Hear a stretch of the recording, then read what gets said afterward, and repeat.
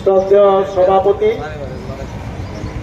দলিতদের উপর যে নির্যাতন, বিশেষ করে 14 সালে দিল্লিতে আরএসএস নেতৃত্বে যে সাম্প্রদায়িক সংগঠন, তার নেতৃত্বে রাজনৈতিক দল বিজেপির নামে যে সরকার প্রতিষ্ঠিত হয়েছে, তারা সরকার প্রতিষ্ঠিত হওয়ার পর থেকে বিগত 9.5 বছরে আমাদের দেশের দলিত অংশের মানুষ যারা আছেন, উপজাতি অংশের মানুষ যারা আছেন, যারা মহিলা অংশের মানুষ আছেন, সংখ্যালঘু অংশের মানুষ আছেন, তাদের উপর আক্রমণ সংগঠিত করছে।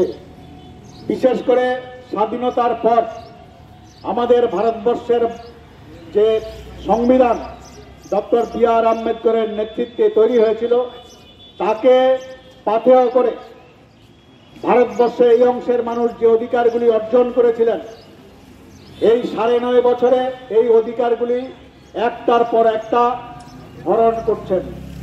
সাথে সাথে মানুষের মধ্যে বিভেদ তৈরি করে হিন্দু ও মুসলমান, বুদ্ধ, খ্রিস্টান, তাদের মধ্যে অনৈক্য তৈরি করে তারা দেশকে শাসন করার নামে ভারতকে বিক্রি করে দিচ্ছেন। আমাদের দেশের যে সংবিধান, তাকে আজকে অকেজো করে দিচ্ছেন। ভারতবর্ষের সাংবিধানিক সংস্থা যেগুলি আছে, এগুলিকে হিন্দুত্ববাদী মানসিকতায় যারা চলেন, তাদেরকে বসিয়ে দিয়ে ভারতবর্ষের যে ধর্মনিরপেক্ষ নীতি, সার্বভৌম নীতি, এই নীতিকে বিসর্জন দিচ্ছেন। সাথে সাথে আমাদের দেশের গরিব জনগণ, যারা বেশিরভাগ এই অংশের মানুষ, কৃষক, শ্রমজীবী অংশের মানুষ, তাদের অধিকার হরণ তো করছে না, তারপরেও নতুন নতুন আক্রমণ সংগঠিত, বিশেষ করে অর্থনৈতিক ক্ষেত্রে তাদের যে প্রাপ্য, এগুলি থেকে বঞ্চিত করছেন। আমাদের দেশের যে নীতি, ইতিহাস, তাকে পাল্টে দেওয়ার চেষ্টা করছেন। পাল্টে দিয়ে বিজ্ঞানকে তারা অস্বীকার করছেন, করে একটা অবৈজ্ঞানিক সিলেবাস তৈরি করার চেষ্টা করে আগামী প্রজন্মকে ভুল পথে পরিচালিত করার চেষ্টা করছেন। এর বিরুদ্ধে 100টা সংগঠন, তাতে দলিত সংগঠন আছে, দলিত ছাড়াও অন্য, যেমন সারা ভারত কৃষি শ্রমিক ইউনিয়ন, আমাদের রাজ্যে যারা ক্ষেত মজুরি ইউনিয়ন করেন, তারাও এতে যুক্ত আছেন। অন্যান্য বুদ্ধিজীবী অংশের মানুষ আছেন, তারা মনে করেছেন যে এই দলিত অংশের মানুষের উপর যে অত্যাচার হচ্ছে, যে নির্যাতন হচ্ছে, তাদের যে অধিকার হরণ করা হচ্ছে, এর বিরুদ্ধে প্রতিবাদ করা উচিত এবং ভারতবর্ষের সরকারকে বাধ্য করা উচিত এই নীতি থেকে সরে আসার জন্য। তার জন্য আগামী 4 ডিসেম্বর দিল্লিতে একটা জমায়েত সংগঠিত করবে এই সংগঠনগুলি। তার এই অঙ্গ হিসাবে আমাদের রাজ্যে আমরা 23 তারিখ এই নভেম্বরে রাজভবন অভিযান করব। আমরা ঠিক করেছি এই রাজভবন অভিযান আমরা বেলা 11টায় রবীন্দ্র ভবনের সামনে থেকে আমরা করব। তাতে রাজ্যের সর্বত্র আমরা প্রচার ইত্যাদি সংগঠিত করছি, তারা আসবেন।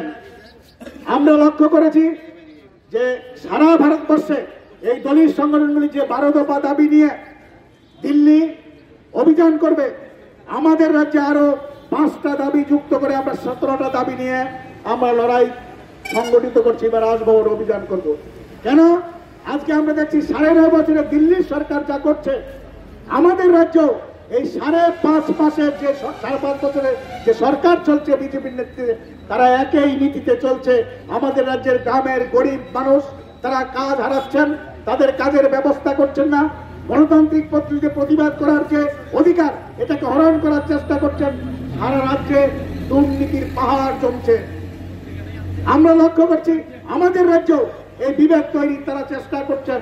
বিশেষ করে আমাদের রাজ্যের যারা ক্ষেত মজুরি ইউনিয়ন করেন বা ক্ষেত মজুর যারা আছেন, তাদের যে কাজের অধিকার, রেগা, এই রেগা বন্ধ করে দিচ্ছেন, কমিয়ে দিচ্ছেন, টাকা দিচ্ছেন না। আমাদের দলিত তফসিলি অংশের মানুষ যারা স্বাধীনতার পরে এবং বিশেষ করে বামফ্রন্টের সরকারের সময়তে যে অধিকারগুলি অর্জন করেছিলেন, আজকে একটার পর একটা এই অধিকার হরণ করে নিচ্ছেন, কর্মসংস্থান সংকোচন করে দিচ্ছেন। লেখাপড়ার সুযোগ কমিয়ে দিচ্ছেন, তাদের যে আর্থিক সুযোগগুলি ছিল এগুলি আজকে একটার পর একটা নস্যাৎ করে দিচ্ছেন। তার এই প্রতিবাদে আমরা এই 23 তারিখ রাজভবন অভিযান করব। আজকে আমাদের কমরেডরা এই 23 তারিখের প্রচার কর্মসূচি হিসাবে একটা বাইক মিছিল করবেন এবং পথসভা করবেন। আপনারা সবাই আগামী 23 তারিখ যে আমাদের রাজভবনে এতে অংশগ্রহণ করবেন, করে আমাদের রাজ্যের যে একটা জগদ্দল পাথর এখন চেপে বসেছে বিজেপির নেতৃত্বে, এটাকে উৎখাত করার জন্য শপথ দেবেন, এই প্রত্যাশা রেখে আমার কথা বলা শেষ করছি। ইনকলাব জিন্দাবাদ।